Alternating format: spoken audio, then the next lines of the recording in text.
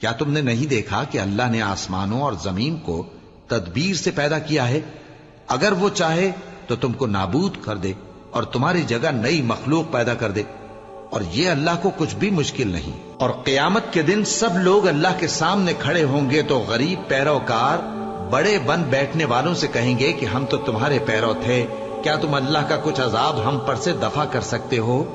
وہ کہیں گے کہ اگر اللہ ہم کو ہدایت کرتا تو ہم تم کو ہدایت کرتے۔ اب ہم گھبراہٹ ظاہر کریں یا صبر کریں، ہمارے حق میں برابر ہے، کوئی جگہ رہائی کی ہمارے لیے نہیں ہے۔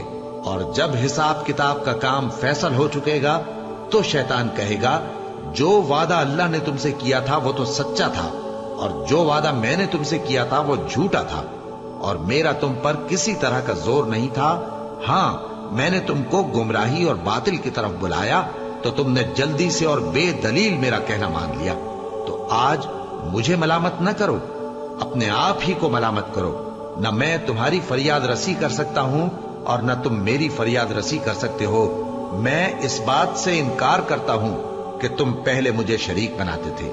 بے شک جو ظالم ہیں ان کے لیے درد دینے والا عذاب ہے۔ اور جو ایمان لائے اور عمل نیک کرتے رہے وہ بہشتوں میں داخل کیے جائیں گے جن کے نیچے نہریں بہ رہی ہیں، اپنے پروردگار کے حکم سے وہ ہمیشہ ان میں رہیں گے۔